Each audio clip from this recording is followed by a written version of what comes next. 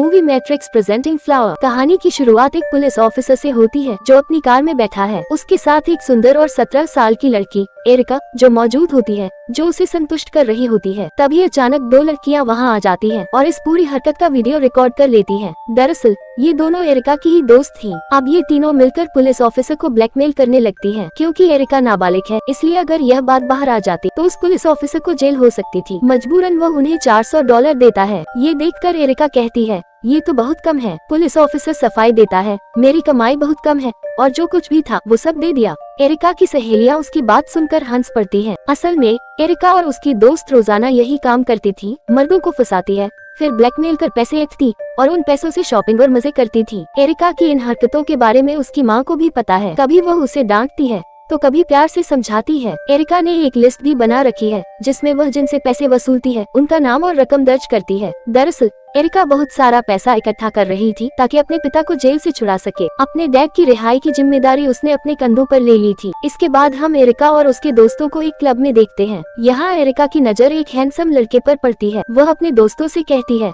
मैंने अभी अभी एक बहुत हैंडसम लड़का देखा है। इधर एरिका की माँ अपने नए बॉयफ्रेंड बॉब को डेट कर रही थी। वह एक रेस्टोरेंट में बॉब, एरिका और बॉब के बेटे जॉन के साथ जाती है। जॉन 18 साल का है और हाल ही में ड्रग एडिक्शन से उबरने के बाद रिहैब सेंटर से वापस आया है। अभी उसकी मानसिक स्थिति ठीक नहीं है। बातचीत के दौरान अचानक जॉन उठकर वहाँ से चला जाता है। ये देखकर एरिका की माँ कहती है, जाकर उसे मना लो। पहले तो एरिका मना करती है, लेकिन जब माँ उसे पैसे देने का वादा करती है तो वह जॉन के पास जाती है। एरिका जॉन से कहती है, अगर तुम चाहो तो मैं तुम्हें संतुष्ट करके कंफर्टेबल कर सकती हूँ। लेकिन एरिका की इस बात को सुनकर जॉन और भी अनकंफर्टेबल हो जाता है। असल में एरिका को लगता था कि वह किसी भी मर्द को अपनी बातों से मना सकती है, लेकिन जॉन ने उसका प्रस्ताव ठुकरा दिया। बाद में एरिका अपने दोस्तों को ये बात बताती है। इस पर उसके दोस्त कहते हैं, जॉन तो तुम्हारा भाई जैसा है, तुम ऐसा कैसे कर सकती हो। उधर एरिका की माँ बॉब के साथ रहने लगी थी। इधर एरिका और जॉन के बीच धीरे धीरे दोस्ती बढ़ने लगी। एरिका जॉन को एक रेस्टोरेंट में लेकर जाती है और अपने बर्ताव के लिए माफी मांगती है। वह जॉन को बताती है कि उसके डैड ने एक कैसीनो लूटने की कोशिश की थी, जिसके चलते वह जेल में है। तभी जॉन अनकंफर्टेबल हो जाता है। दरअसल जॉन की नजर अपने पुराने स्कूल टीचर विल पर पड़ती है। विल ने बचपन में जॉन के साथ दुर्व्यवहार और शोषण किया था। जॉन ने इसकी शिकायत भी की थी, लेकिन किसी ने उसकी बातों पर विश्वास नहीं किया और विल को सजा नहीं मिली थी। अब जब अचानक विल सामने आता है तो जॉन का पुराना दर्द फिर से ताज़ा हो जाता है। इस बीच एरिका की नजर फिर से उसी हैंडसम लड़के पर जाती है जिसे उसने पहले बॉलिंग सेंटर में देखा था। अब एरिका उसका पीछा करने लगती है और उसका एक पोस्ट किया गया लेटर भी चुराती है। रात में जॉन खुद को चोट पहुंचाने की कोशिश करता है, लेकिन असफल रहता है। एरिका ये देखकर सबको बुला लेती है। बॉब जॉन को लेकर अस्पताल पहुंचता है और कहता है कि जॉन अभी बहुत डिस्टर्ब है, क्योंकि उसके साथ अतीत में बहुत बुरा हुआ है। उसी रात एरिका जॉन के कमरे में जाती है। वह जॉन को डिप्रेशन से बाहर निकालने के लिए उसके दुश्मन यानी विल से बदला लेने का वादा करती है। यहीं से जॉन और एरिका के बीच गहरी दोस्ती हो जाती है। कहानी में बड़ा ट्विस्ट तब आता है जब एरिका ये जानती है कि वह हैंडसम लड़का जिसे वह इतने दिनों से देख रही थी, असल में वही विल होता है, यानी वही जॉन के शोषण टीचर होता है। जब एरिका ये बात अपने दोस्तों को बताती तो वे हैरान हो जाते हैं। वे कहते हैं, इतना अच्छा दिखने वाला इंसान बच्चों का शोषण कैसे कर सकता है। लेकिन एरिका ने ठान लिया था कि वह विल से बदला जरूर लेगी,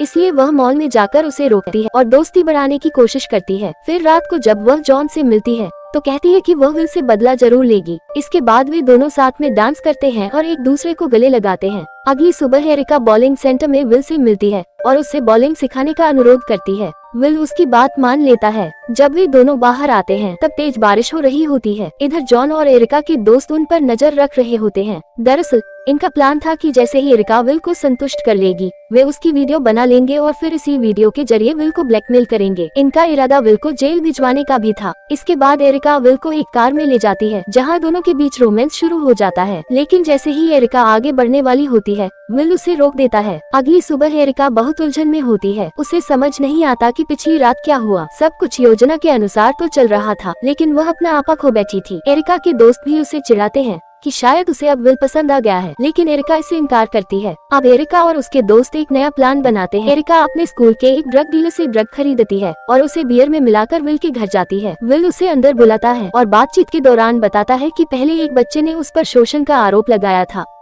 जिसकी वजह से उसका तलाक हो गया और नौकरी भी चली गई। लेकिन जैसे ही वह ड्रिंक पीता है, उसे महसूस होता है कि उसमें कुछ मिलाया गया है। वह एरिका पर हावी होने ही वाला होता है कि तभी जॉन और बाकी दोस्त वहां आ जाते हैं। ये सभी लड़कियां वहां एक वीडियो बनाने लगती हैं, लेकिन विल बेहोश हो जाता है। जॉन नोटिस करता है कि विल की सांसें बहुत धीमी हो गई हैं। डर के मारे ये सब वहाँ से भाग जाते हैं। भागते समय एरिका विल के दीवार पर चाइल्ड मोलेस्टर लिखा एक शब्द देखती है। अगली सुबह पुलिस एरिका के घर आती है और उस पर और उसके दोस्तों पर तोड़फोड़ का आरोप लगाती है। एरिका सभी आरोपों से इनकार करती है। पुलिस कहती है कि अभी पूछताछ पूरी नहीं हुई है। इसके बाद एरिका और जॉन विल के घर जाते हैं, ये देखने की वह ठीक है या नहीं। वहाँ जाकर वे देखते हैं कि विल अब भी सोफे पर उसी स्थिति में बैठा है। जब वे पास जाकर देखते हैं तो पता चलता है कि विल की पीठ में चाकू घोंपा गया है। ये देखकर एरिका और जॉन घबरा कर वहाँ से भाग जाते हैं और मेक्सिको की ओर रवाना हो जाते हैं। रास्ते में जॉन एरिका को एक राज बताता है। वह कहता है कि विल ने कभी उसका शोषण नहीं किया था, बल्कि उसके एक क्लासमेट के साथ ऐसा हुआ था, लेकिन वह क्लासमेट अपना नाम नहीं बताना चाहता था। इसलिए जॉन ने खुद का नाम डालकर विल से बदला लेने का फैसला किया। ये सब सुनकर एरिका को लगता है कि जॉन एक अच्छा लड़का है। फिर जॉन एक सरप्राइज देता है।